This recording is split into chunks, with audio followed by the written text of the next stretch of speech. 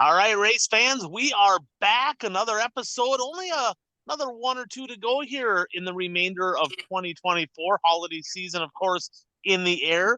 But as always, we got Ryan Aho here, and then we have the former editor-in-chief of the Full Throttle magazine, kind of a race historian over at the High Flying Half Mile in Shawano, and former I guess, mud removal expert and tear-off applicator for MJ McBride. We got the legendary Bert Lehman in the house here. And then, of course, my old right-hand man, multi-time national champ crew chief, former track champion in the pier stock over at the Proctor Speedway.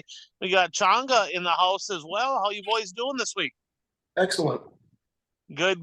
Doing good. We're getting our it's Wednesday evening, and it's about 5 degrees outside and 25-mile-an-hour winds. Yeah, Changa, what is it up in Superior? It's below zero, ain't it? Yeah, it's like 5 below with a negative 25 wind chill. That shit is nonsense. I'm gonna be completely honest with you. I actually over the weekend booked a flight to go down to Arizona to visit my parents because I'm looking and talking to Brenda. I'm like, how many different trips can we book over the next 3 months until it actually gets back to warm enough where I actually want to be up north? And let's just say we filled up our schedule pretty well. So I'm excited to get out of the cold weather. Hopefully everybody's surviving this. But episode number 250. I guess a quarter of a century mark here, episode 250. Quick shout out here to our sponsor first. I got a question for you. The sports world will tie it into racing, but Impact Health Sharing. So if you're out there, if you're listening to this show and you pay for your own health insurance, if you have employees and you cover health insurance for them, maybe you got a big family, if you're in pretty good health, right? No major pre-existing conditions, probably not the best fit for you if that's the case. And if you're looking at your bills every month and you're like, man, I am paying way too freaking much for health insurance. My deductibles are too high. I have a certain doctor I want to go to, but I can't because they're not in network. I might have a solution for you. It's called Impact Health Sharing, and I've been able to help literally tons of people now over the last couple of years. And this is something that's good all over the country. You can go to any provider that you want to go to. There's no in-network. And we're looking at, like on a family plan, about $650 a month. Deductibles are very low. It's been a great fit. So if you're looking to save some money on health insurance so you can buy more race car parts, hit me up. My number is 218-969-1380. I can get you a no obligation quote and all the information you need to make a decision if this is something that can help you out or not. So let's jump into the sports world here before we jump into racing. We'll tie it into racing. We'll kind of go full circle. Bert, did you see that your fucking Packers are causing problems still, right? This guy no longer even plays football, and he's still in the headlines for being a fucking troublemaker in the NFL. You see this? Did you see that Brett Favre, Mark Gastineau? I think he last played with the Vikings, though, if I'm not mistaken. Nah, that's true. The troublemaking happened when he was a Packer. That is a fact. He didn't cause that kind of problems when he was with the Vikings, right? He was a troublemaker, cheater, right, with the Packers. Pervert, I guess, with the Jets. So yeah, so for those of you out there wondering, what the freaking heck is this guy talking about? So Mark Gastineau, former defensive player. I'm not sure who he played for. Changa might know. Jets. He played for the Jets. Go figure, right? He actually held for a while. I don't know how long, but he held the single season sack record in the NFL. And about 22 years ago, Michael Strahan became the single season sack record holder. He took that record. Kind of controversial, though. There was an end of the game deal. Bert probably remembers because he was watching the game probably as a Packer fan. I was watching it. Yeah, you were watching it. That's why when you said 22 years ago, it's like, holy smokes. It was a long time. Yeah, for sure. We all are. So incidentally, the game was basically over. Run play called, right? Brett Favre takes the snap and decides, I'm not going to run it. I'm going to roll out into a bootleg. and right into Michael Strahan. He falls over, lays down. Strahan taps him down. Sack record goes to Michael Strahan, and the rest is history. Well, 22 years later, there's some kind of an autograph signing, looked like a private deal. And lo and behold, Mark Gastineau's there. Brett Favre is there. Brett Favre goes to shake his hand, and Gastineau's like, he's like, I think I met you a while back. He goes, yeah, you did when you laid down. And needless to say, 22 years later, still super pissed off that he lost the sack record on a complete bullshit, hand it to your buddy play. And I actually watched the McAfee show, and all the players are like, it's a tough one. That's a tough one. I mean, you're going to lose a record. That is what it is. But when the opponent is literally handing you the record, that stings pretty bad. That's a pretty tough pill to swallow. And, Favre went on, wrote an apology deal, that was pretty well written. And long story short, I mean, think about it this way. Gastineau not in the Hall of Fame, right? If he's the single season sack record 20 some years later, he's in Canton. And when they go to these these signings and all that, if you're the single season sack, holder, a sack record holder, and in the Hall of Fame, you're probably going to get paid more money at these different things. And he felt 22 years later, still extremely bitter. So I'm going to roll that around the race. Okay. So first of all, your guys' thoughts on this. Should Gastineau, I mean, obviously at some point you got to be like, it is what it is, right? I mean, at some point, but is it justified that he's that pissed off about losing it that way? Did he overreact? Keep in mind, Gastineau has dementia now, and he's dealing with Parkinson's. And just recently, of course, Favre was diagnosed with Parkinson's as well. So they're both dealing with some mental and some physical ailments there that probably compound it. But what do you think on this whole deal, guys? I mean, I understand. I mean, he has a reason to be upset with how he lost the record, but I mean, there does come a point where you just got to let it go. I mean, hopefully he felt like he had to voice his opinion, but hopefully now he can move on and just enjoy the rest of his life. I'm kind of surprised that it took 22 years for them to even talk to each other, see each other. If he was that mad, I figured you'd think that at some point in time he would have reached out and been like, dude, I got to get this shit off my chest. Like, I am not happy. But Changa, your thoughts on this deal, and then I'm going to tie it into racing. Well, correct me if I'm wrong, but the way I remember it, and I did watch the game, the way I remember it, I mean, it was garbage time. It was. And, it was take a knee or just hand it off, go up the middle. There was no way Strahan was going to break the record at that time of the game. They were not going to throw the football. It was a total bullshit deal. And I got to be honest, if I was Mark Gastineau, I would have been pissed, and I would have been all over the media for the next, I don't know, till the day I died, telling everybody how this is a bunch of crap and I should be the record holder. And I don't know, I'd be bitter for the rest of my life if it were me, but. For sure. Now, of course, we live in a different world today, right, than we did then, because there was no social media and all that. If that happens in today's world, that shit's all over social media. It's all over X. It's all over everything. Now, I listened to G.O.A.T today on the McAfee show, and he said, to be completely honest with you, if it was today, it wouldn't have been a sack. It wouldn't have counted, because the rule is now that if you kind of opt out of a run play into a pass and you don't have any receivers going downfield and you get sacked, it's a tackle for loss. And the defensive player doesn't get credit for a sack. So that makes it sting, even a little bit worse. But tied into racing, I mean, and again, it's the world we live in. No disrespect to any of the racers out there today, right? It is what it is. But, we hear all these records being broken and people winning all these races. And, you hear this, right? And I'll use myself as an example, right? I have the most super stock national championships, the most super stock feature Labor Day shootout wins, right? And I have people going, when Burdick was kind of getting close there in the super, they're like, oh, Burdick's going to catch you. He's going to pass you. It's like, we had 70 super stocks. They don't even have a B main half the time. Like, it's not the same deal.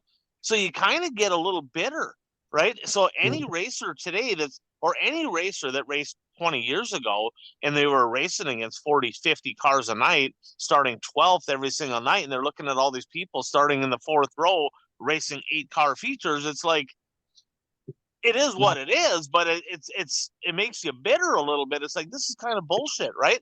And so, I mean, when you look at some of the records being broken in weekly racing, right? The people winning tons of races and all these specials and, all that. And they're racing 10 cars a night, 12 cars a night. And again, you can't blame them. They're racing when they race. It's not their fault, right?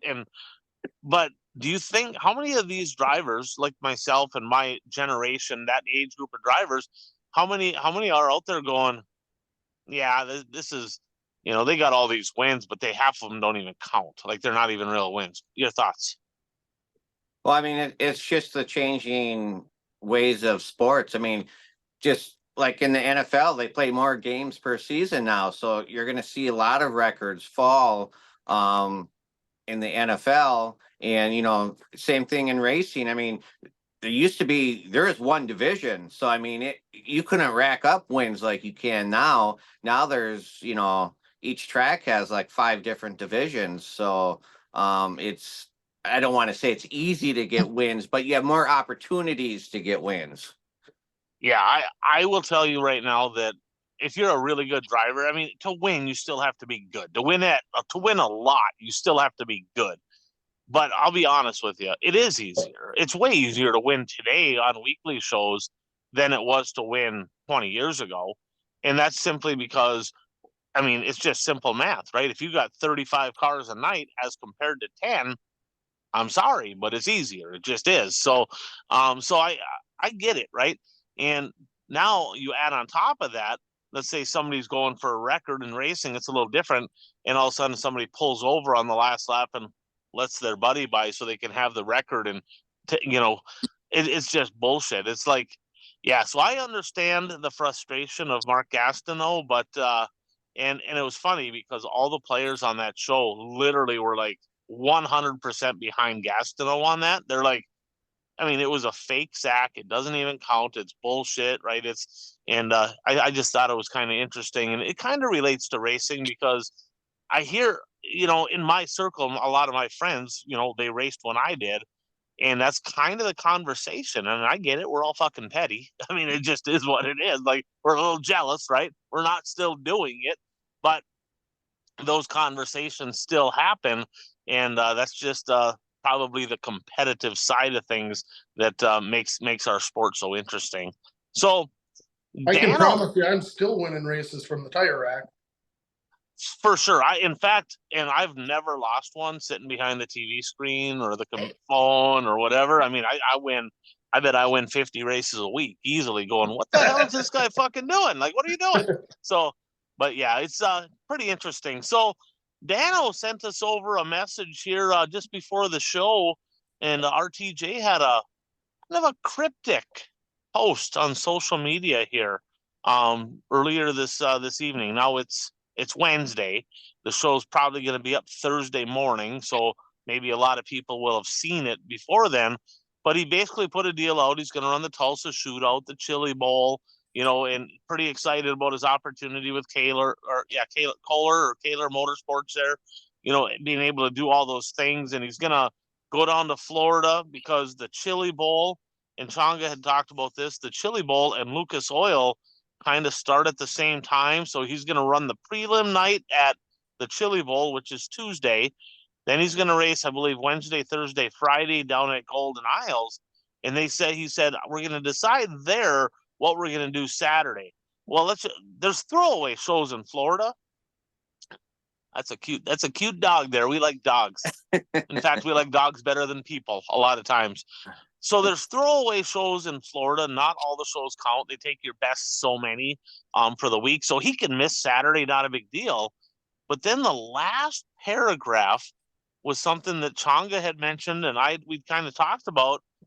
We're not sure yet what series we're going to follow in 2025. We are going to follow a national series. We just have not yet decided which one it will be. That's pretty interesting. So they're either fully undecided or they're playing some hardball or there's something going on there. But what do you think with a post like that? Do you think one of two things is going to happen? Do you think he has his mind made up on what he's going to race and is just not posting it? Or do you think he's going to do the old school, what we've seen people do in the past, go to speed weeks, whichever one they're sitting better in position in after speed weeks, go that direction? What's going to happen here with RTJ? Go ahead. I think RTJ is playing World Outlaws and Lucas against each other. It's which one of you guys going to give me something underneath the table to provoke me to go to your direction, right? I mean, I know what I want to see. All I want to see happen is wherever they perfect world. I would see him and Bobby Pierce together racing against each other in World of Outlaws. There's enough depth to the field and Lucas. I'd like them guys can go have some fun, but I want to see the two best guys in the world right now every night against each other. It'd be awesome. 100%. I don't care which series it is, Yeah. but to have those two head to head for a championship would be golden. Bert?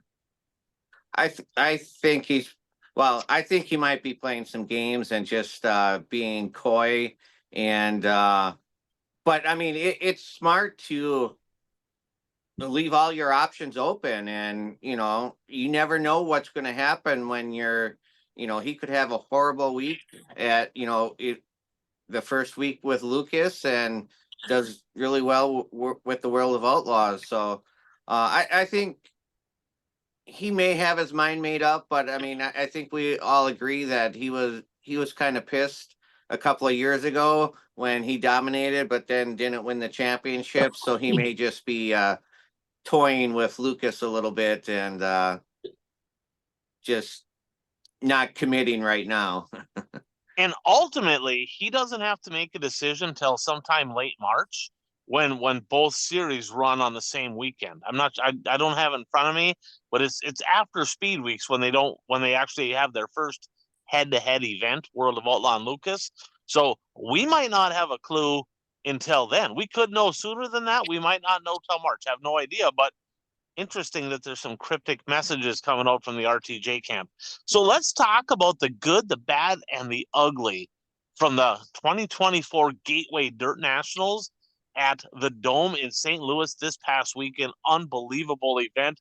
But first, I want to give a quick shout out to one of our great sponsors, Fastlane Motorsports and Powder Coating, right up in Ashland, Wisconsin. I'm guessing she's a little frigid up there today as well. If it's cold in Superior, it's definitely cold in Ashland. But Fastlane Motorsports, Chris Bredding and the gang, they build the Galloper chassis. They do custom powder coating, sandblasting, fabricating of any kind. They service a lot of racetracks. They can get you any parts that you need, tires, safety equipment, you name it, they can get it. Proud sponsor of the #1 series in Wissota Racing, the Northland Superstock Series. And I tell you what, Chris has done a lot for racing, a lot for racers. So if you're in the market for a new chassis, not sure what to get, head that direction. Or if you just need to get parts, give him a call. He can get them to you. That's Fastlane Motorsports and Powder Coating in Ashland, Wisconsin. So guys, let's start with this, okay? So we all wrote down, we were looking at some notes. We all watched Gateway. I think everybody in America that likes racing probably did, okay? But let's start with the good, okay? And we'll kind of even it out. We might have some things where like, I can do better. But what are some things that stuck out to you about this event and you're like, that was impressive, and that made this deal unbelievable? What are some things that stuck out to you on a very positive note from the Gateway Dirt Nationals? Bert, we'll start with you. We'll go to Changa, and then I'll kind of bat clean up on this one. Well, I mean, I think the #1 thing is just the crowd that was there for the entire weekend. I mean, we talk about the World 100 and the crowd that the World 100 draws, 20-some thousand people.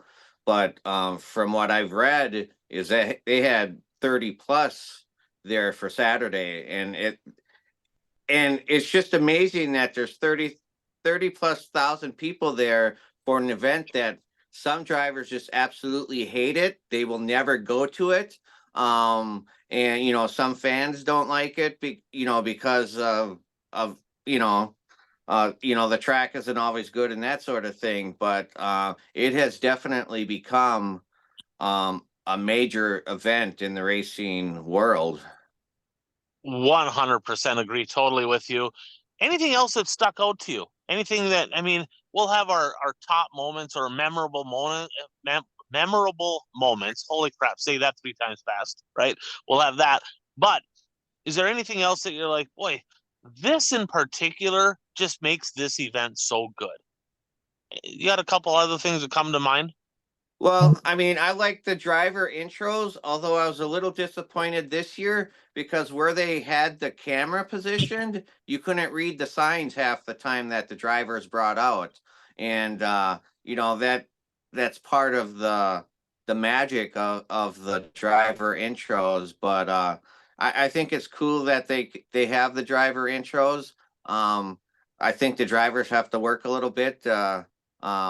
Some of the drivers need to work a little bit to come up with some better entrances. So Yeah, I actually have that on my list in a couple different spots as well. So, Changa, how about you? What good points? What stuck out to you other than obviously the crowd was incredible, touched on the intros. What stuck out to you? So the configuration of the racetrack itself, from what I understand, they changed it a little this year. It's like 3 degrees of banking on the bottom and like 9 on the top, and that provided for a little bit more passing, I feel like, and allowed the cream to kind of rise to the top a little bit better. Yeah, I think Gordy or my bad, Kevin Gundaker, I think is still doing track prep, right? He's still in charge of that as far as I know. So that was interesting and not, I mean, it's dirt racing, right? So some races are going to be better than others, Yeah. but I thought there was some pretty darn good racing to be had. And the fact that they're that technical, right? It's not just hey, let's bring a bunch of dirt in, make ourselves an oval, put a wall up. They're being technical about this deal, going, all right, here's what we saw last year, here's what we saw the year before. How can we make this a little bit better, make the racing better, not just a gimmick? How can we make the racing actually good? And that says a lot. That right there is when a track, not that all track prep guys, I mean, they all want a good racetrack at the end of the day. But there's few and far between that are just above and beyond, that take so much pride in what they do to provide the best racing possible, that it's fun to see. And you can get a very good product when you have that kind of person doing the track prep. What else you got, Changa?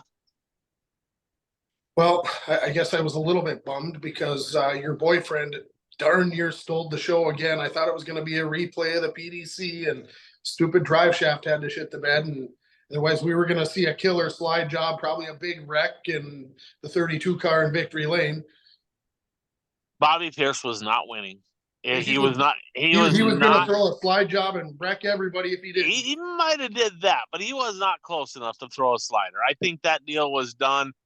He needed to close the gap a little bit more, but I think the only reason he caught Sheppy, to be honest with you, was lap traffic. If the lap traffic ain't there, he was to his left. He was to his left rear tire when the drive shaft blew out. Yeah, well, that's because he just drove. He gave it everything he had getting in, but it wasn't going to happen. Was not. It was going to happen. There was going to be a wreck. I promise you. RTJ probably would have won, but. So Bert, you talked about how many people watched the event there. I've heard numbers between 35,000, who knows, somewhere in that vicinity. It was freaking packed. There was a shitload of people there, but oh my God, you think about how many people watched that race there and how many people are watching that race at home. Now, you got to remember, right? I mean, you take any other race out there, this is a standalone race. There was a couple races, like a 604 deal, I think at Golden Isles they had this past weekend, but ultimately this was it. As far as dirt racing goes, there was nothing else going on, and it's winter time, right? So it gets dark out earlier. People are inside the house. I mean, do you think there's a race that even is on the same stratosphere with how many people watch this particular event as compared to any other race in dirt racing? Do you think it's even close?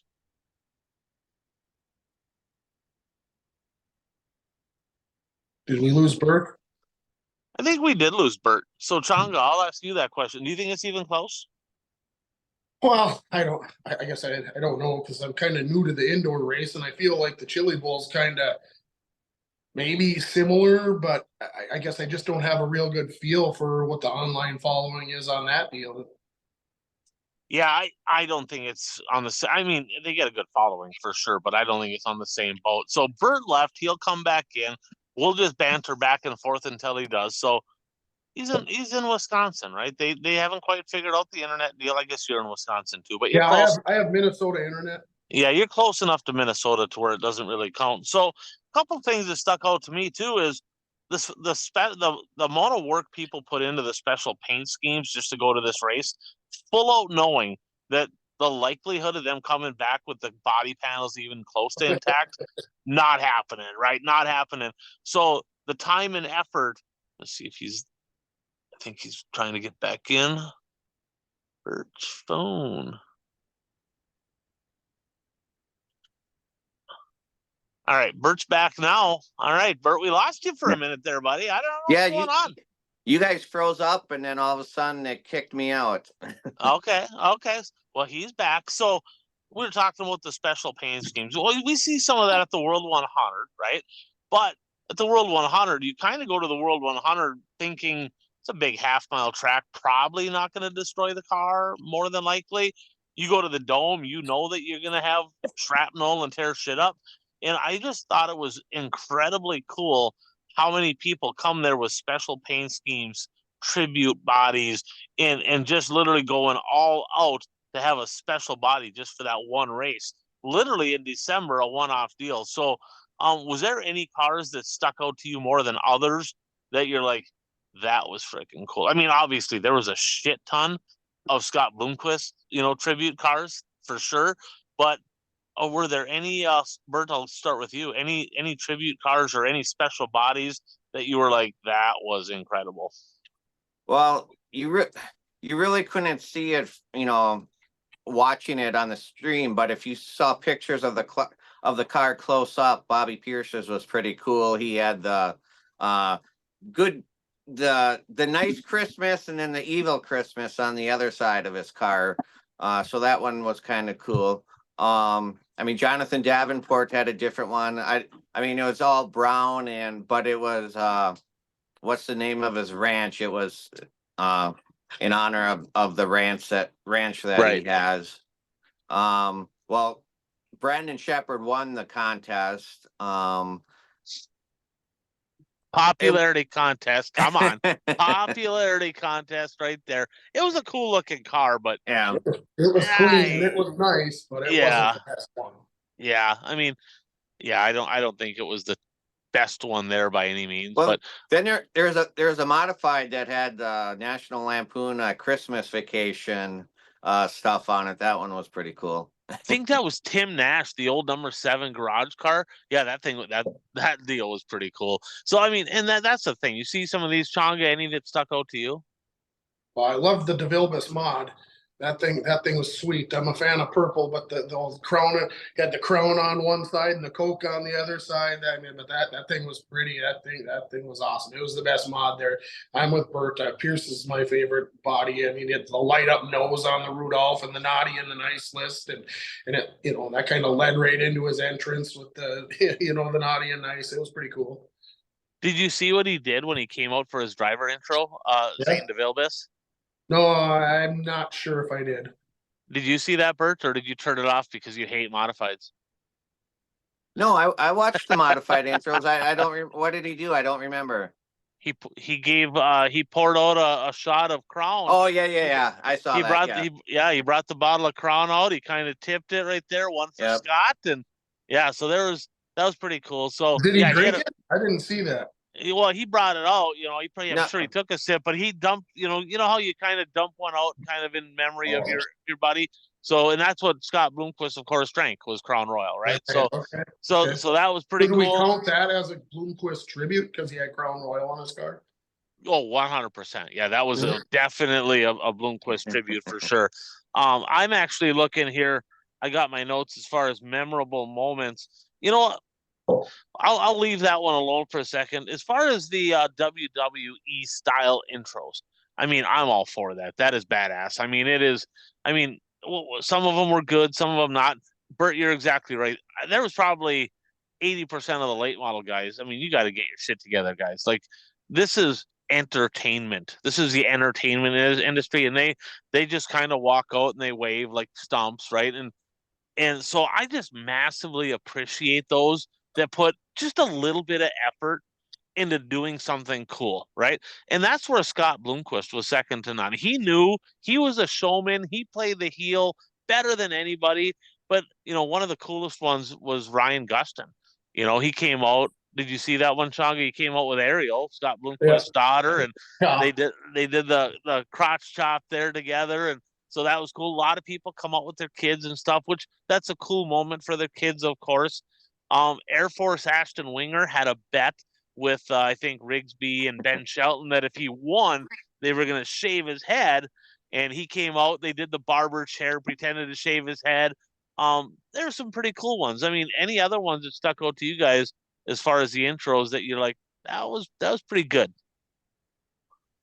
Well, like I said, they had the camera positioned in a bad spot because he couldn't read the signs half the time. I'll get to that when we get to. We'll come back to that. I'll get to that when we get to the bad because that's something I got a suggestion there. The other one was TPO. Did you happen to see TPOs? Oh. Did you see that, Changa? No.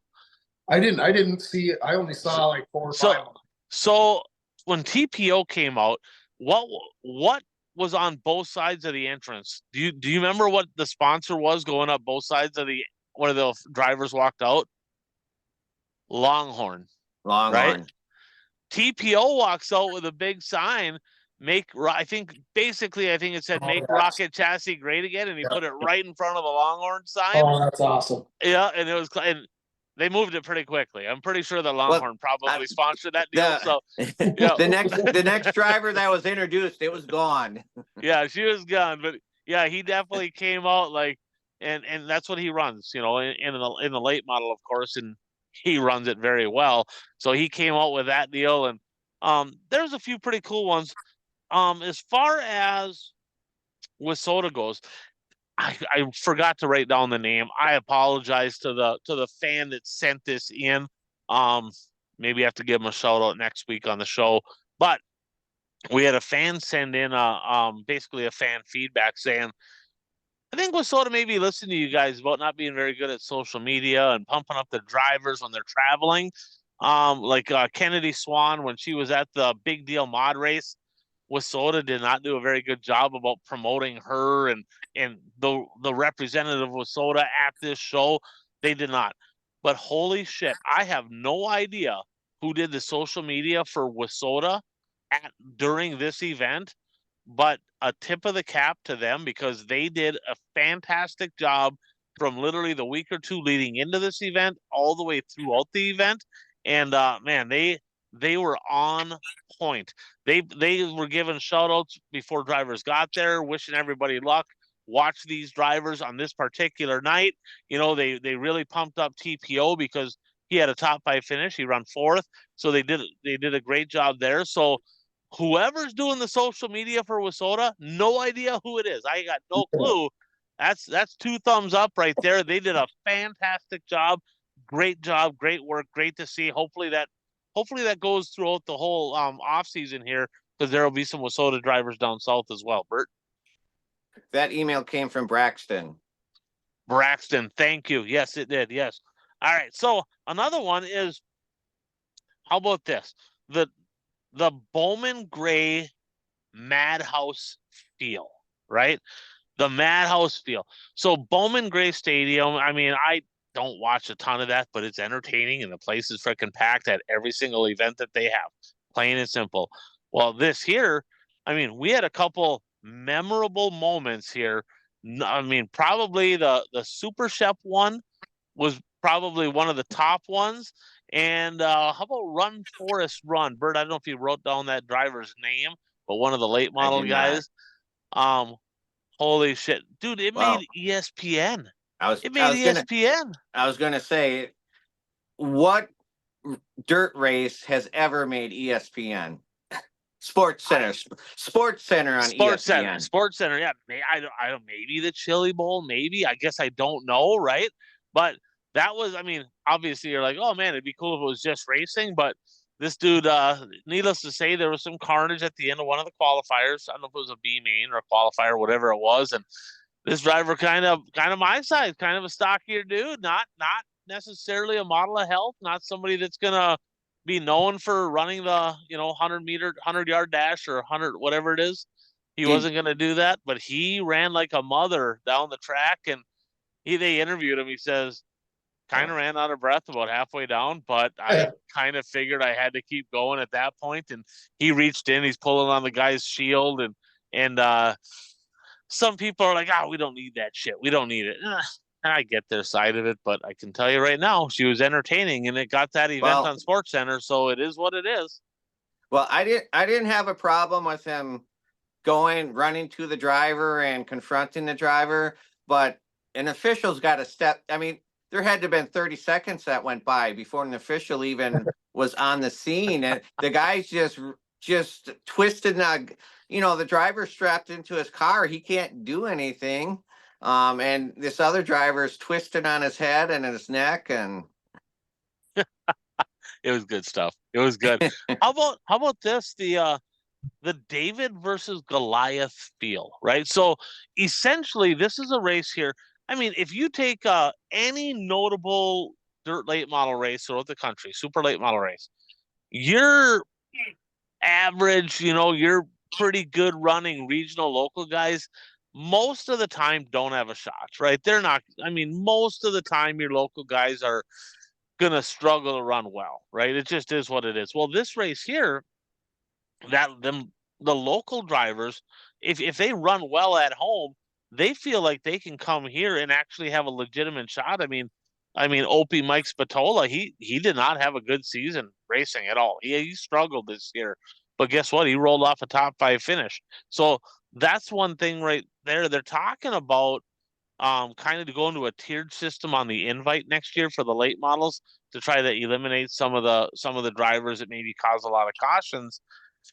I would err on the side of caution on that one because I think that's part of the intrigue is bringing in some of those people that it's like, who the hell are these guys? It's like, who's Cody Bauer? Who's Jason Welshan? Nobody I knew had one clue who Tyler Carpenter was before the Dome. Nobody. I didn't. I had no idea who he was till the Dome. And so if they run well at home, if they're a pretty good driver, they can come here and have a shot. And I think that's part of the intrigue is, seeing some of these guys that maybe aren't top names in dirt late model racing have a legitimate chance to maybe have a pretty solid run and get, make a name for themselves here at the Dome. What's you guys' thoughts on that? well, like you said, there's two sides of this, and I understand where you're coming from. Now, you guys can correct me if I'm wrong, because I didn't watch the B features or any of those. But I had a friend who was there, and he said that one race was 50 minutes, and they got 0 laps in. So the format, I don't know what you call them. If you call them B, they call them non-qualifiers. So okay, essentially they locked in 3 from Thursday, 3 from Friday into the shows. And then they had 6 qualifiers, which they call them qualifiers. We can call them heat races. They essentially had 6 heat races, okay? Before the heat races, though, they had 3 non-qualifiers. These are the drivers that didn't have enough points. They were kind of the ones that run in the back of the pack. Those 3 races were a complete fucking dumpster fire. They were awful. I mean, I don't think any of the 3 finished the race. I think all 3 of them, they time limited all 3 of them. And no disrespect, there was a few pretty decent drivers in some of those races, and very unfortunate for the ones that maybe weren't causing all the problems out there. But those 3 races combined were just a complete disaster. But that's also why they run them at 3:00, right? And because a lot of people, they're like, we'll run these before the heat races because if you want to come watch them too, great. But you notice they don't even do opening ceremonies till after all the qualifiers were done because of the intros and the main events were the main event. So that's when they did that. And that's maybe a solution to that is you run them early enough in the night. And if you don't want to watch them, that's okay. You don't have to be there. And is it, I mean, in order to make an event a real event, you got to have a wet t-shirt contest. I mean, right? I mean, I don't know if you guys saw that or not, but the Frisky girls were there and they were handing out flyers and on all that. They ended up having I don't know where it was. I think it was off the premises or whatever, but they ended up having a party and I guess it was an absolute packed house, had a wet t-shirt contest. I wasn't there. I didn't take part of it. I would not have You would done have that won. kind of stuff. I might have won that deal. That's valid. That is valid. But I mean, you name it, it was part of the dome. How about the bad? I mean, when I say the bad, Bert mentioned it. We can start there. Is there something you could be like, if we had to nitpick, what can they improve on? What could they have done just a little bit better? Well, first of all, they need some sort of new fencing system.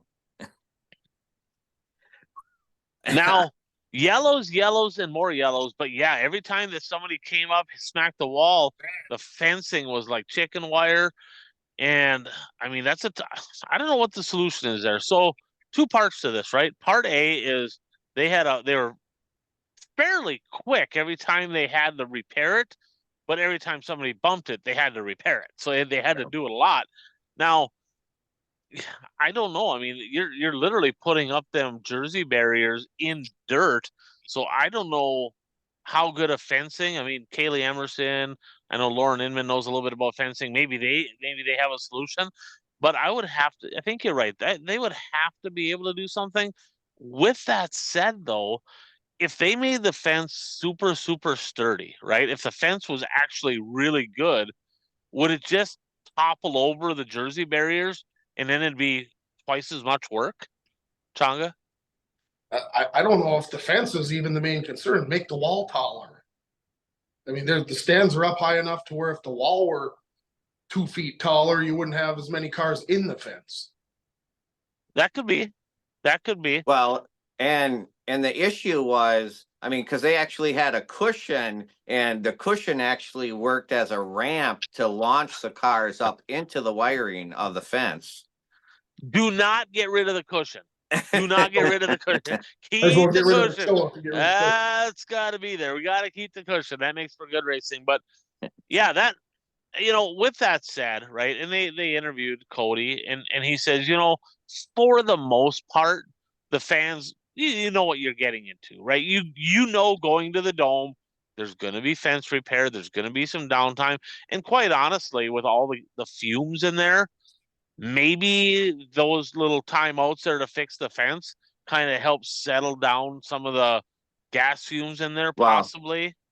They actually had to take what did they call it? A environmental safety break or something like that one time. We're going to talk about that a little bit more in a minute here. So the fence repair is one, but I think the fans mostly were okay with it. If you go to the dome, which I recommend because it's a fucking spectacle for sure. If you go, just know for sure there's going to be some downtime. There's going to be fence repair. That's part of the deal. It is what it is. Grab yourself another beer, go to the concession, bullshit with your buddies, whatever.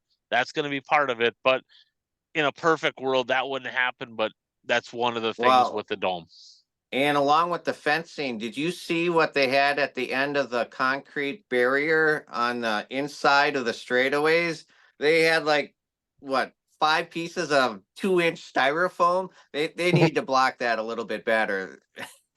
Yeah, somebody piled into Yes. that. Yeah, somebody piled in. Yeah, it was, and I mean, you got full size race cars in the dome inside. I mean, shit's gonna happen fast. So it's tough to. I mean, I don't know. It's hard to really get too nitpicky on that. I mean, but if we had to nitpick on something, that would be one. The other one that you touched on, and I'll kind of elaborate here, was I love the intros. I freaking love them. In fact, I like the intros probably as much as I like watching the racing.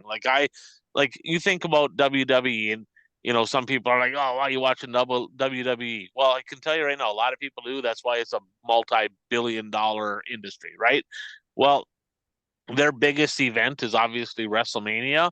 And imagine for a minute watching WWE without any intros. No intros at all in wrestling. Literally, two people walk down to the ring, they say their name really quick, they wrestle, and then they're done. Nobody would watch that. Nobody. They'd be like, what the hell is this, right? The intros is the intrigue, the hype, the buildup. It's that part of it is fantastic. Now, if I had to nitpick, more cameras, because I think they were trying to get by with one or two and trying to catch, because a lot of them came up. Huddy had a sign, couldn't read it, had no idea what it said, right? Several people had signs you couldn't see until they kind of situated. If I had one major nitpick about the whole event, and one suggestion would be get 6, 7, 8 different cameras down there from multiple angles, and you have somebody kind of running it, right? I don't know what it's called, but the broadcaster or whatever, the producer or whatever, that person can be kind of looking at the camera angles, and they can be switching it, but have way more camera angles for the intros. Because if they did that, that would make that part of it even better. And then talk to the drivers, and they even tried incentivizing it. They gave money to the top, I don't know who won it, but they were giving money. There was awards to the best intro and that. Drivers, I wish that there was a way to get them all to buy in and understand, like, hey, this is a cool part of this deal, right? Let's make this is what makes the dome the dome. The intros, just like the USA Nationals, the introductions at the USA Nationals, when whoever the World of Outlaw guy is at the time, and then Chris Steppen doing the intros, with the spotlight and all that, that is badass, right? It's the same thing here. You absolutely, little bit improvements, and I think that is something that they can definitely improve on for next year. Anything else that you guys might have that little nitpick you might have? I guess my only one is probably contradicts everything you just said a little while ago. I had written down too many shitters. I mean, there's some guys that don't even qualify as field fillers that are there. I mean, there's gotta be some sort of way to weed it out. I think they're going to do that. I think that's what the tier system is. And basically and I didn't want to really word it that way, I guess, Yeah, but I know. I don't want to. I just did it for you. Try not to be too disrespectful, but if you win races, if you're competitive at home, that's not the people you're talking about. There's a lot of people that I've literally never even heard the names before. At home or anywhere. Right. And I'm looking at my race pass, and like they've never even sniffed the top 5 or whatever in anything ever, right? And it's like, and I get it. Everybody deserves an opportunity to go race and whatever, but I mean, they're also, a lot of times, them are the ones causing all the cautions, and everybody's going, can we just get this race going already? So they do that with the mods, and with the mods, it is straight up invite only. And guess what? There's a bunch of cautions in some of the mod races too, and those were invite only. So it's not always the guy that's not the highly competitive person. Sometimes it's them people too. My question for you guys, and maybe you planned on touching on this later, but I mean, they announced the increase in purse next year. Do you think more national drivers will come to this event now that it's 50,000 to win, and I can't remember what it is to start? 3,000 to start. Well, I saw Marlar posted that he's probably going to check this deal out. He said, but when you think about it, right? You look at World of Outlaw, you look at Lucas Oil. They essentially, them are the top tier drivers. There was not many that weren't there. There was pretty much, even Jonathan Davenport was there, even though he was terrible. I guess he made the show, so he wasn't overly terrible. He kind of ran the bottom, but I don't know. How many of the top tier drivers weren't there? Pierce, RTJ, I Sheppy, mean, Turbo, Huddy. McCready, Bronson. Yeah, I mean, most of them were there. Yeah, you're right on that. Bronson, I don't know if he was racing last week. I know he's racing this week. T-Mac's a guy that I could see going there because he's raced Chili Bowl, right? So I think now he's going to race for Boom next year. So I'm guessing that would totally be up to Boom Briggs or his car owner at the time because he doesn't have his own equipment. Maybe they're just in transition, getting ready. But that's a guy right there that I'm surprised. I mean, I'm not shocked that Dale McDowell doesn't race there. That is not his cup of tea, right? Not that he couldn't do it because he's Dale McDowell, right? But that is not his He deal. was there. He was there though, wasn't he was he? in the He was booth. in the Yeah, announcing booth he for part of was. it. He was. But he said, "Yeah, I don't know if I'd necessarily be the guy racing that." But the vast majority of them were there, though. There was only a handful that really weren't, and I guess if fans can maybe put in the comments below, which late model drivers would you like to see show up next year that weren't there? And I guess T-Mac would be one of them. Marlar would be one. Is there anybody else that sticks out? Well, all I have to say is, where was this event when Mr. Excitement Terry Casey was still racing? Holy fuck, they'd still be fixing the wall. Jeep Van Wormer would be another one, right? Now let's go to the ugly. If there's one major thing that you're like, you have got to be shitting, right? Is there anything that comes to mind as far as this event that gives you that kind of reaction? That's where I had the wall/fence. I mean, that to me is just it created way too much downtime, and you just draw it out for hours and hours and hours. And it's one thing if you're there and you got a beer in your hand, but when you're at home, who's got 8 hours to give to this deal? Right. I would say, what the hell? I mean, and it's not my job to tell people how to raise their kids and parent their kids, but you have got to be outside your fucking mind to bring a baby or a small infant to this event. Well, for sure. I don't get it, right? Like, I talked to several people that were there, and they're like, I still felt like shit on Monday, right? Like Tuesday, because I mean, there's a lot of fumes in there, right? Bringing a baby to that event with that many fumes in the air. I mean, you ever see those memes, right, of the mom smoking and be like, "Oh, the kid's gonna be just fine," right? You ever see those memes? You know how many of them kids are gonna leave there, end up being fucking Packer fans? I mean, it is absolutely crazy. I mean, that blew my mind. It really did. I saw videos and and I see babies and holding little infants, and I'm going, Are you kidding me? Unbelievable. That part just made me shake my head. But overall, Gotta be loud as hell in there too, I'd imagine.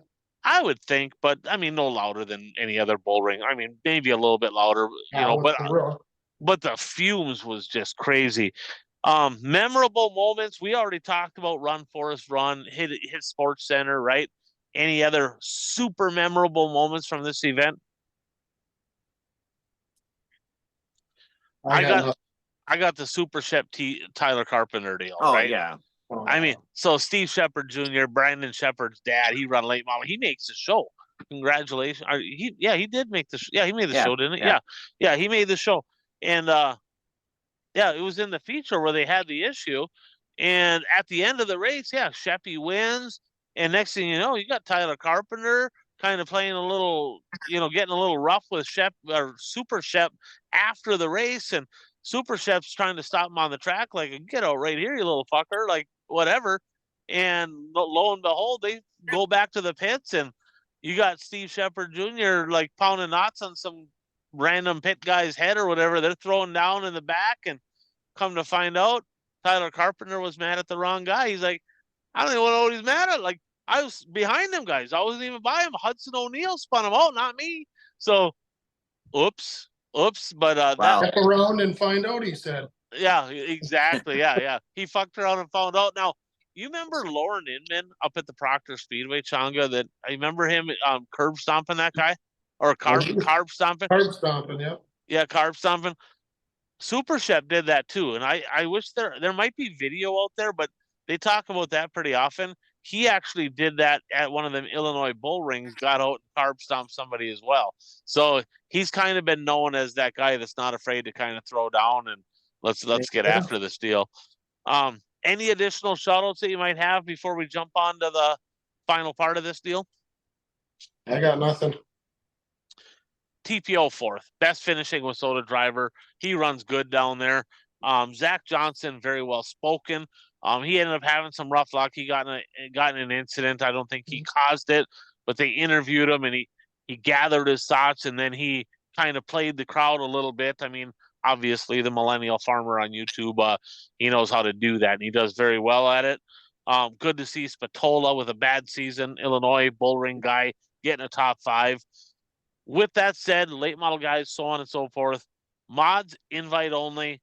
End it with this. What modifieds that weren't there would you like to see there? If there was 2, 3 from your area, whatever it is, who's a couple mod drivers that you'd like to see from your area be down at the Dome in 2025?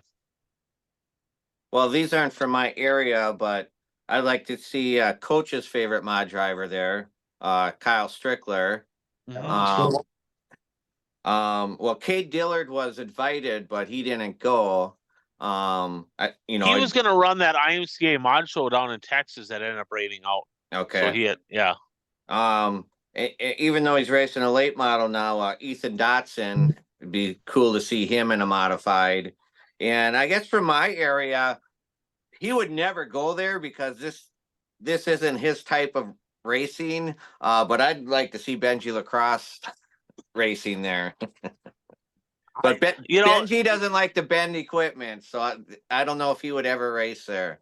Trevor Neville didn't have a scratch on his car at the end of this deal, so I don't really know. I mean, so you qualify good, you're not going to get your shit tore up. He'd be all right. So Benji Lacrosse, get him to the Dome. There you go. You're going to have to start that campaign. Changa? Well, I guess, from our neck of the woods, maybe a guy like a Clayton Wagaman, maybe. I feel like he could rail around the top. Johnny Broking, if he was in a mod, it'd maybe be fun to watch. And then, just someone that I'd just like to see there, just for me, it'd be Daryl Nelson because I want to see him do it one time before he quits. Yeah, I mean, obviously, so Johnny was down there. So he was down there watching. Johnny would be a good guy. They have mods, right? They have mods, so he could definitely be invited. Of course, Daryl Nelson for sure. I'm gonna go Caden Blazer. One of the young guns up there in Wissota country. That kid is an absolute talent. I would love to see him. And then Jim Chisholm had a hell of a year, hell of a wheel, man. I got to be honest. I think they invited the wrong one. I think Joe Chisholm's better. I just do. He's younger. Jim Chisholm's obviously he had a big year, USMTS national champion. But mark my words, in 3 to 5 years here, I'm telling you right now, Joe Chisholm. That kid is talented. I would like to see him invited there next year as well. We had a draft in this deal. We do got to give a shout out. Beefcake getting her done. He's dead last in our pick'ems contest. He's been absolutely atrocious at picking them, but he whooped the shit out of us in this draft.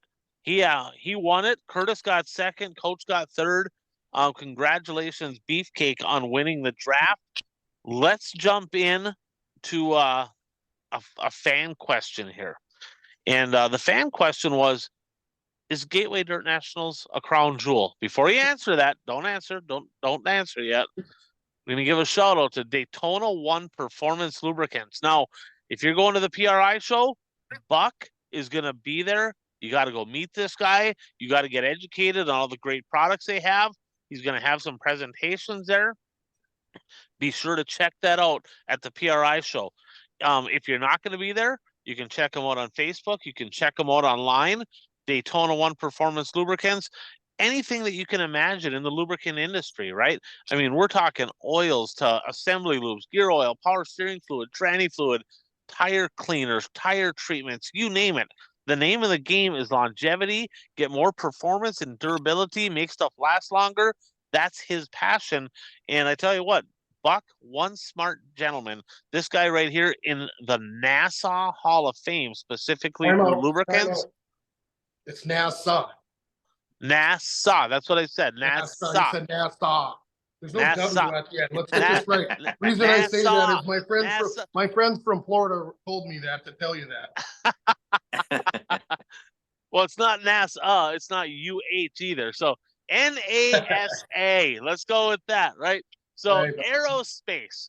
And he's in the Hall of Fame for lubricants. And I tell you what, this gentleman very passionate about dirt track racing as well.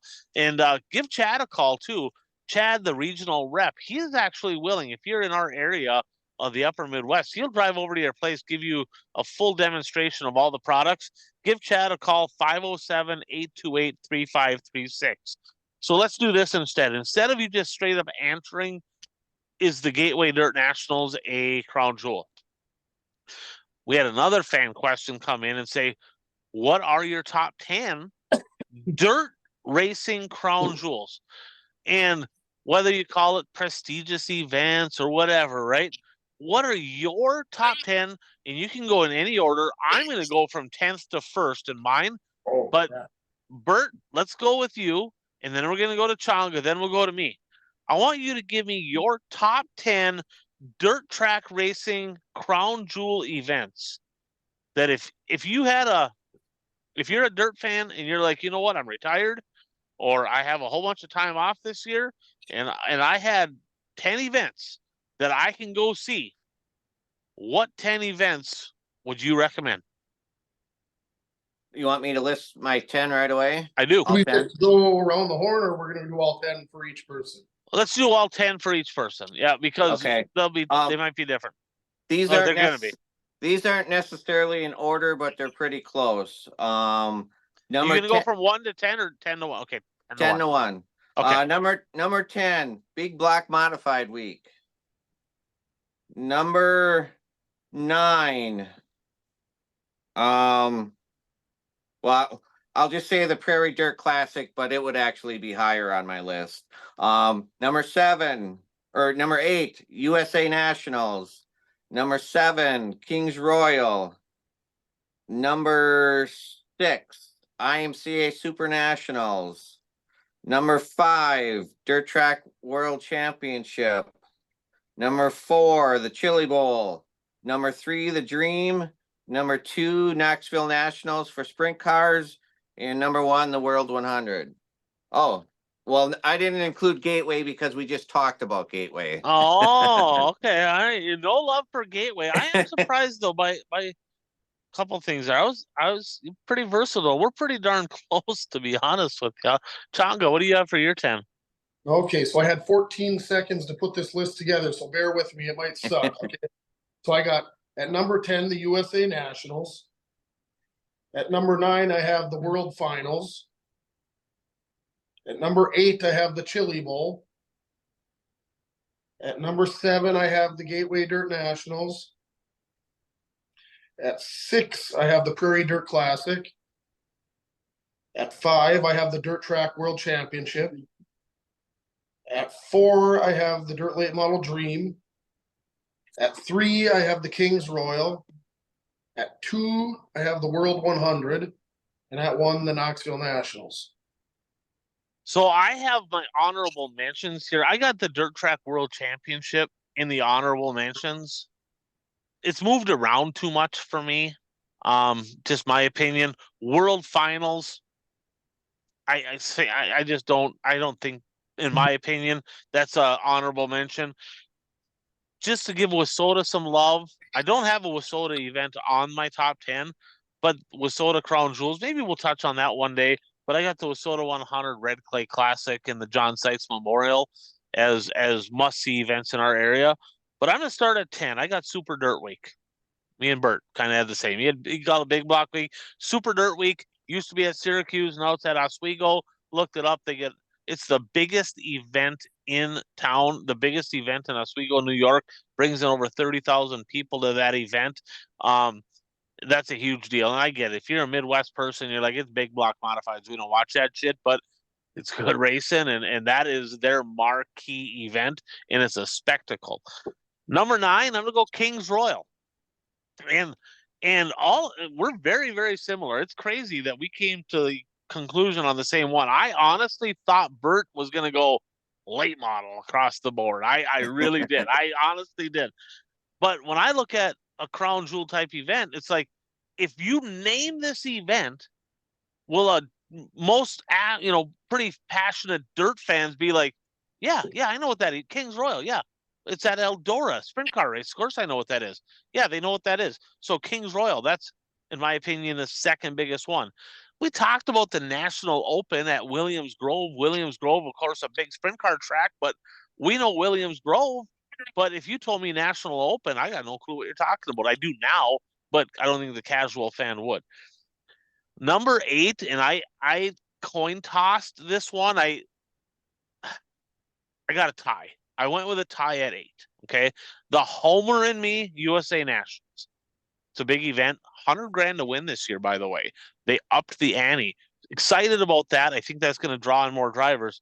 But tied with that, I'm going to go North-South 100 at Florence, because that is a very long-lasting, prestigious event. Of course, they got the National Dirt Late Model Hall of Fame inductions there. Lance Matthews getting inducted this coming year at that event. So North-South 100 USA Nationals tied at 8. At number 7, I got the Dirt Late Model Dream at Eldora. Bigger pay than the World, but not quite as prestigious, but it's a big one, right? So I got that at 7. Number 6, the IMCA Super Nationals at Boone. When it comes down to weekly racing, there is no bigger weekly sanctioning body event in America than the Boone Super Nationals. It is number 1, and it's not close. At number 5, and I probably get a little shit because this is lower. This is my favorite event, but I'm going to put it at 5. It's the PDC, Prairie Dirt Classic. I'll be honest with you, Chonga. Let me ask you this: up until we started doing the show, right, and talking about stuff on the show, had you even really heard of Fairbury? Nope, not at all. And then you started talking about it, and I went online to watch some clips of it, and I'm like, oh my God, this place is a freaking gem. It is, and Michael Rigsby owns that. Of course, he was Dirt on Dirt. Now he's the main guy at Flow. He made this place notorious. He really brought this to light. But if you haven't been to the PDC, if you haven't been to Fairbury, this place is unbelievable. But I didn't know it, so that's a very questionable one, to be honest with you, because now with streaming, people know a lot more about what races tracks are out there than ever before. So PDC is pretty much on everybody's list. Number 4, Gateway Dirt Nationals. A lot of people say, hey, this one here does not fit the threshold of over 10 years, right? It hasn't been around long enough to be a crown jewel. Well, I would argue that this has to be the most well-watched event in dirt racing. And I don't think there's a close second. Number 3, the Chili Bowl. That's coming up very soon here. That's an unbelievable event in Tulsa. Number 2, sorry, Bert. Sorry, buddy. Sorry, man. World 100 at 2. World 100 at 2. So I had to go with Chonga's. I went Knoxville Nationals at 1 in the World 100. That is by far, without question, the number 1 most prestigious dirt late model race there is. Knoxville Nationals is the number 1 most prestigious dirt race there is. And I don't think too many people would argue that. So that's our top 10. And comment below too, before we get Bert, comment below. Let us know, put in the comments, message us. Let us know if we're way off base here, or if there's something we missed, or if there's something you'd add. We'd love to hear what the fans think. So Bert, what do you got? I was just going to say, I mean, Gateway would be in my top 10. I didn't include it because I thought we were talking about other crown jewels. But I would replace the Dirt Track World Championship with Gateway. And then also, I mean, this is a race that I think if you say the name of the race, you've heard of it, you know of it, but the racing sucks there. So I didn't include it on my list, the Topless 100. Yeah, it does. It does. Yeah, that you want to talk about a bone dry. If you like that bone dry technical type racing, that is your cup of tea right there. Gonna be interesting. They're Mooney Star trying to sell that place, and They don't have it sold yet. They're going to run it if they don't have it sold. But Batesville, Arkansas, down there, that place up for sale. So if anybody's looking for a track in Batesville, get a hold of them guys. They'll sell it to you. Bert, little Eastern Wisconsin news. What's going on over there? Yeah, the Dirt Kings late model tour, they released their schedule last weekend. They had their end of the year banquet, and they released their schedule at their banquet, and they're not leaving the state this year. All the races are going to be in Wisconsin this year, and I applaud the Dirt Kings organization for coming up with a more friendly schedule travel wise for the drivers. I mean, last year we had what, 3 drivers that followed the entire tour.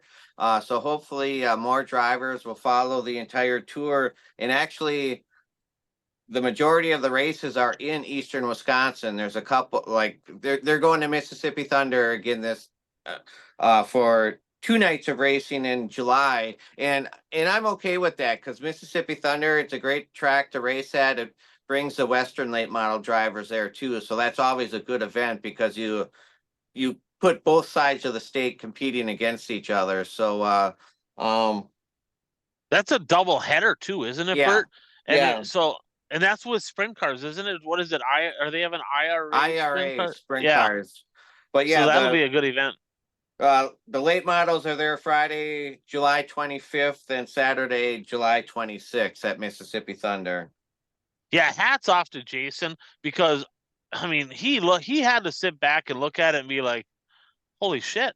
Like we tried to make this thing a little bit better, get a few more tracks involved, and now we got 2 cars following it. Like this is a nightmare. And I guarantee he must have talked to the drivers, listened to the drivers, and said, look, we're gonna have to slim this thing back down, and if that's what's gonna make you guys follow this series, that's what we're gonna have to do.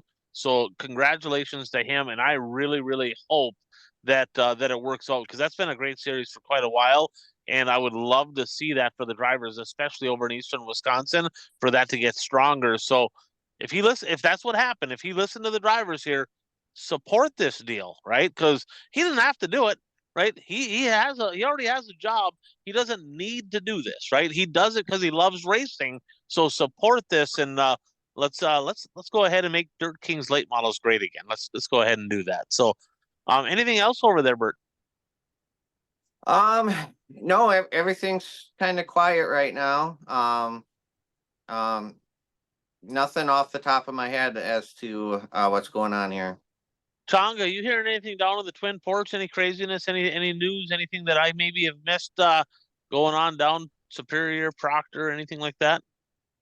Let me think about that for a minute. I did hear maybe a thing or two, but it slipped my mind at the moment here. All right, 2024 Pick'ems contest coming down to the end. We got one last event here, but she's pretty much in wraps right now for the winner. But first, a shout out Brad Parsons Soil and Ag Solution. Of course, Brad's a longtime racer, and if you want to be successful in farming, meaning higher yields, make more money, if you're in Western Minnesota, North and South Dakota, you should probably call Brad and at least get educated on all the great products that he has. 320-219-3542.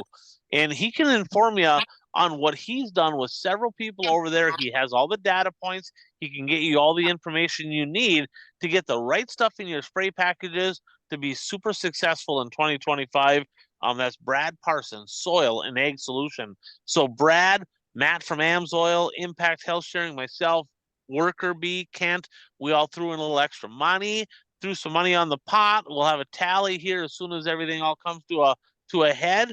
And whoever won the pick'ems is going to get to give that money to a driver in 2025 as a sponsorship, going to be given back to the drivers. Pretty excited about that. And old Rain Man, Curtis, back-to-back years, Bert. Back-to-back. You won the first 2. Curtis won the next 2. Changa, I am sick and tired of freaking Packer fans winning the Pick'ems contest. That can't be a thing. That we have to fix that in 2025. But Curtis, congratulations going back-to-back. But still something on the line for the rest of us here. We got one more event to go. XR 604 Nationals this weekend down in Altec in Florida. 3 nights of racing, Thursday, Friday, Saturday. So we have 3 available events. Now, we don't have our picks yet because time trials tonight. They're going to set the lineup for the next 2 days, and then we'll determine that. But right now, here's how tight it is. So I'm in second. I'm only 4 points ahead of you, Changa. I'm hoping to make that at least 1 point ahead of you by the time the weekend's over. So I can say I beat you. Yeah, like starting first, wheeling it all the way up to fourth. Right. But we got a battle here as well for fourth. So Uper is in fourth, and he is 1 point ahead of Bert, who is 1 point ahead of Dano. So you 3 can maybe fight it out for fourth here. Coach is 1 point ahead of Worker B. Man Bun Dan is kind of in limbo there. He's in what, 7th, 8th, 9th he's in. Bromance in 10th, and Beefcake is rounding out the field in 11th. Although Beefcake did win the draft this past weekend, so one more hat tip to Beefcake there. So bold predictions, guys. So we had a few come off the board, and this is how we kind of wrap up the show every single week. Is every week we make 3 bold, sometimes not bold. Like Uper made the bunt of all bunts on this one. Like it shouldn't even count, right? He should be embarrassed. Probably should like take that one off. But needless to say, he got it right. But first, a shout out Elevate Visual Video Productions. They're over in the Alexandria area. Does great drone work. You'll see him a lot of racetracks. He does a lot of graphics works, and I tell you what, Brandon does a great job. You're gonna want to check him out. Check his stuff out online. But Bert, you had looks like 4 come off the board this week. So the first one you had come off was from a couple weeks ago. You said good old Tyler Carpenter was going to beat Hudson O'Neal at the Dome. Well, Hudson O'Neal spun him out, so that didn't happen. Okay, so he kind of got pimped on that because he would have. He was going to beat him, but he didn't. Tyler Carpenter, he's good at the Dome, man. But Huddy got 8th, T Carp got 11th. You got that one wrong. You also said all 6 winners, 3 nights of mods, 3 nights of late models, were going to be different. Trevor Neville got out the broom, baby. He got out the broom, doubled up. Trevor Neville got that one wrong. You said RTJ would podium in both the mod and the late model on Saturday night, and it's a bad beat. Bert, bad beat right there. You got 3rd in the late model. I would say he was for sure going to get 2nd. Might have had a little something there for Trevor, and DNF'd in the mod, so they got that one wrong. And you said there would be a minimum of 6 rollovers.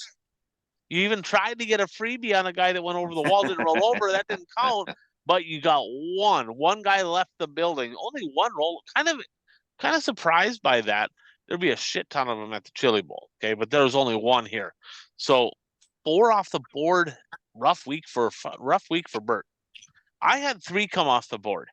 So I said, first of all, these 4 drivers would be the top finishing drivers in the modified A main for their respective sanctioning bodies. In IMCA, I said Dylan Thornton would be the highest finisher. For WISSOTA, I said Joe Thomas. For UMP, RTJ, and for USRA, Rodney Sanders. Well, for IMCA, Zane DeVilbiss was the highest finishing driver. He got 12th. For WISSOTA, it was TPO with 4th. For Dirt Car UMP, Trevor Neville got it done. And for USRA/USMTS, Carlos Amata Jr. So I got all 4 of them wrong. That was not good. Then I said at least 5 of the top 10 in the late models would not be drivers that finished top 10 in points in World of Outlaw or Lucas Oil in 2024. You guys think I got that right or wrong? I don't think you got it wrong, but who the hell knows? Bert? What was that again? At least 5 of the top 10 in the late model feature on Saturday night would not be drivers that finished top 10 in Lucas Oil or World of Outlaw. I'm going to say you got that wrong. I got it right by the skin of my nuts, man. Mike Spatola got 4th, Gordy Gundaker 6th, Josh Rice 7th, Kyle Hammer 9th, and Super Shep got 10th. So I got 5 of them exactly. Then I said this. I said at least 7 different chassis builders in the top 10. I won't bold on this one. 7 different chassis builders in the top 10 in the modified A main. Think I got that right or wrong? Wrong. Wrong. First place, Trevor Neville, Elite. Second place, Trent Young, Longhorn. Third place, Mike Harrison, Impressive. 4th place, Tyler Peterson, Black Widow by Rage. 6th, Carlos Amata Jr., Hughes. 7th, Michael Long, Pierce Platinum. 8th, Tyler Davis in a BOM chassis. Wow. That was 7th, excuse me. 8th was Tanner Mullins in a Mullins. 9th was Chase Holland in an MB. Wow. And 10th was Kenny Wallace in an Elite. 16 of the 20 drivers, different chassis, because you also had Zane DeVilbiss had a DeVilbiss chassis. Jimmy Lennox Jr. had a Stealth. Tim Ward had a Skyrocket. Then Tyler Wolf had an MB. RTJ was in a Royal race car. Drake Troutman in a Longhorn. Mike McKinney was in a Rage. Timmy Kern's car. I think he normally runs a Longhorn, but he was in a Rage. Michael Ledford was in a Mark Busch car. Jordan Grabowski in a Brand X, and Austin Becerra in a Lethal. 16 different chassis out of 20 in the modifieds. That is 9 different in the top 10. 1, 2, 3, 4. I think 9. Yeah, 2 elites and 8 others. Yeah. Unreal. That is awesome. That is parity right there. I tell you what, you do not need any specific modified. You just need a modified, right? Because it shows you right there that there's a lot of parity. So Uper had 3 come off the board. He said Bobby Pierce would DNF in the prelim and finish top 5 on Saturday. Well, he got 2nd from 12th on Saturday, but he did not DNF the prelim. And then he said B Shep would have 2 podiums and a win. Well, he got that one right.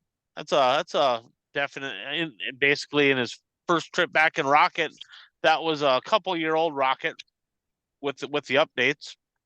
And then he said this: 6 or more Bloomquist themed race cars at the Dome. There was 4. He should be fucking embarrassed. We should literally make him like message us pictures of the cars, because there was probably a dozen, but he got that one right. Changa, you had 3 come off the board here as well. You said Bobby Pierce podiums both days. That did not happen. You said Brandon Kopp would have a top 10 on Saturday. Did not make the show. Climbed the fence again. And then you said this. You said the combination of Brandon Shepard, Bobby Pierce, Nick Hoffman would have more points or better finishes overall, more points in our draft than RTJ, JD, and Moran. Did you get that right? Or I got that right. Yeah, because Bishop got a 3rd and a 1st, Pierce a 6th and a 2nd, Hoffman a 2nd and a 5th. Moran didn't even make the feature. So JD got a 12th and a 13th, RTJ a 1st and a 3rd. Moran didn't even make the show. Remember, Jack Riggs roughed his shit up. Remember that? And he says, well, you can't drive like a pussy here, right? You can't drive like a girl, essentially. So then he come out. And did you see what Jack Riggs was wearing when he came out for the driver's intros? Devin Moran shirt. So that's pretty good. I didn't know about the other stuff that happened. Okay, now that makes a little bit more sense. Yeah, he roughed him up. So we keep track of correct predictions and correct percentage, and Uper leading the way in both. He's got 35 correct predictions. I mean, when you start picking some of these bunts that he gets, of course he does. I'm in second at 28, Bert at 26, Kraus at 25, and the Peanut Gallery at 21. Chong is going to have his own category next year. Correct percentage, 30.7. And then me and Kraus tied at 25%, Bert at 23.6, and the peanut gallery's got some work to do. So we're gonna make 3 bold predictions to wrap this baby up, boys. So Bert, we're gonna start with you. We're gonna go to Changa. Then I got Upers. Then I got mine. 3 laps around the track here, and our points season essentially is gonna end December 31st. So the first show, after that will be a whole new season for this. So this will go through the end of the year here. We're going to take Christmas week off from the show, but we'll be here next week. So Bert, let's start with you. What do you got? I'll go Dirt Kings and say, what was I gonna say about Dirt Kings? Nick Anvoink will win the Dirt No, King. no, that's not what. Oh, Nick I was gonna Anvoink say will win at least 1 feature in Dirt Kings next year. Right. at least 6 drivers will follow the series. Okay. So by follow series, you mean race every show? Yes. Okay. Well, They get throwaway shows in Dirt Kings. if they, I'll have to find out if there's a throwaway. If there's a one throwaway, then they can only miss 1 race. So they'll run whatever the minimum is they have to run. There'll be at least 6 that run that many. Okay, Right. we got you. All right, Changa, what do you got? Well, so tell me, so we're picking this week the 604 Nationals, correct? Yeah. How's that? What's the format? They got 3 complete races. I think they're splitting them. I think half the field runs Thursday, half Friday, and then I think I think. Okay, so I'm gonna go bold, wishful thinking, and say Cade Nelson makes the big show. Cade Nelson in the big show. I hope he does too. So Uper is going to go down to the. So he didn't. Well, I guess this is bold. He's going to go to the XR 604 Nationals, $100,000 to win down there for the 604 lates. He said that between Ricky Weiss, Cade Nelson, and AJ Demel, who's going to be there, at least 2 of the 3 make the show on Saturday. Oh, okay. So at least 2 of the 3. I like this. So Kraus is drinking pretty heavily and said that Brandon Sheppard is good. It's going to be the year of the Rocket. Brandon Sheppard is going to be a resurgence, and he is going to be the man in 2025. I call bullshit. All right. Now, how do we determine this? He has the I call wins or what? All right. Where I'm going with this, my prediction is as follows. Okay. Is he going to win some races? Yeah, sure. He's going to win some races. There's no question. But Bobby Pierce will win at least twice as many features as Brandon Sheppard in 2025. Write that down. Bobby Pierce at least twice as many as Brandon Sheppard. All right, Bert, what do you got? I'll go Dirt Kings again, and I will say, and I will take the field against Nick Anvoink for the championship. Yeah, Nick will not win the championship, and you fucking hate him. C student can't win. Got a D+ on his No, I have to, it's called bold prediction, so I have to do something bold. All right, fair enough. All right, Chonga, what do you got? Well, I'm gonna go long. Who won it? He won it this year. Yeah, he won it this year. Yeah, he won it this year. Okay. I'm gonna go long term here, and I'm gonna say that the 2025 Pick'em contest, the champion will be a Minnesota-born person. I like it. Yep, you're right. I'm gonna win. I totally agree. It ain't gonna be you. Hopefully you understand that. You must have been born in Wisconsin or something. I'm not sure. Negative. Okay. All right. So Uper here says this. One more major departure from Longhorn before the Sunshine Nationals at Volusia. So what he means by major departure is a driver that finished in the top 15 in points in World of Outlaw or Lucas, which should be top 12, but whatever. We'll go top 15. So a driver that finished top 15 in points in World of Outlaw or Lucas, not including Hudson O'Neal, because there's a little rumor mill going on about that. I Okay. was going to go with that. Yep, not including him. At least one major departure from Longhorn before. So another Longhorn going to jump ship from Longhorn, not including Huddy. There's a little rumor, speculation, something on the internet today about him maybe going back to Rocket. I don't know. Haven't been able to find out if that's true or not. All right. So I am going to go, speaking of Rocket, I'll stay on the Rocket theme here. In 2024, Rocket Chassis won one feature in World of Outlaw, Lucas, and Flow after Speed Weeks. One after Speed Weeks. 6 total. Okay. In 2025, for the second consecutive season,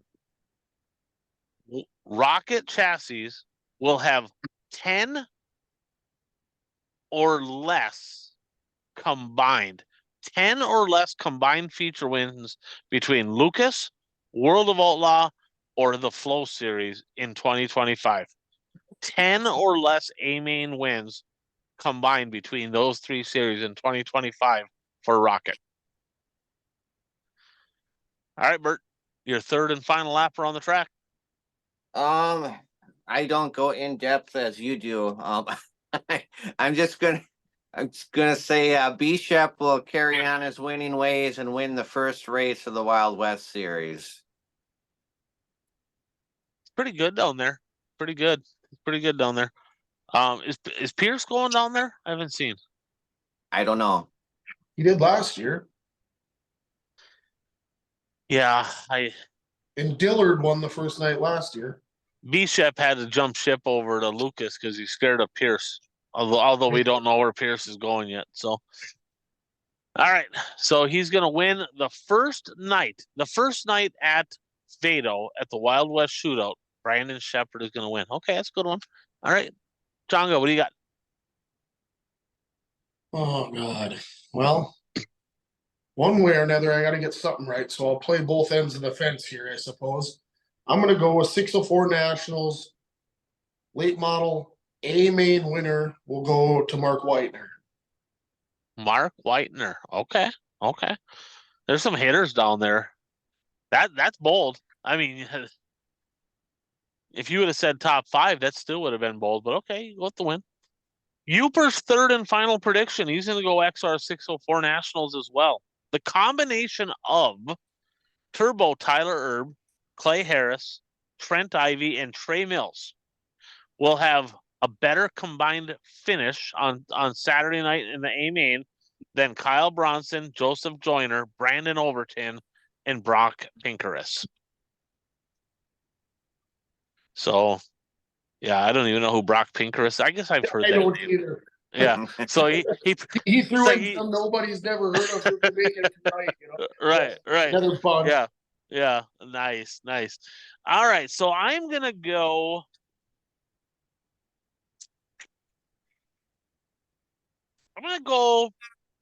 High limit sprint cars. Not necessarily the series, but High Limits is putting on some sprint car races down under in Australia, including one here right at the end of the year here for 100,000 to win in sprint cars. Now we heard the news that J-Mac, of course, not coming back over to the States, right? So he's kind of stuck over there. But you're gonna have, Brad Sweet, Rico, Kyle Larson, Gio Selzy, Carson Macedo. They're all over there. J-Mac on the podium on the 100 grand to win night. J-Mac will be on the podium on the night of the 100 grand. I like it. All right, so there you are. Not a lot of races left. We will have one show next week, and then we're going to be out for the holidays. So XR 604 Nationals, if you're looking for some racing this weekend, XR Plus, you're going to want to check that one out. There are several drivers from all over. There's some top-tier late model guys. we are cheering like a crazy for our guy, right? Cade Nelson. Of course, I don't know if Matthew Larson's going down there. I know AJ Demo for sure is going down there. Bravo going too? Bravo's not going. Okay. He was on the list, but he's not going down there. But there's going to be some hitters. But yeah, you're going to want to check that out. That'll be some good racing. And here's the deal. And I'll end with this. So a lot of people, they get all freaking crate late models, XR, or not XR, but 604 lates, whatever. Now, totally different deal. And we talked about this, but totally different deal. Up here, okay, that is the essentially, the JV lates or the lower budget lates, because WISSOTA lates is kind of that's the weekly deal up here, the WISSOTA style late models. So the 604 lates up here is basically one level down. That's more the economy, a lot of newer drivers, people maybe don't have the money. That's what that is. Down in the southeast down there, they don't have WISSOTA late models. That's not their thing.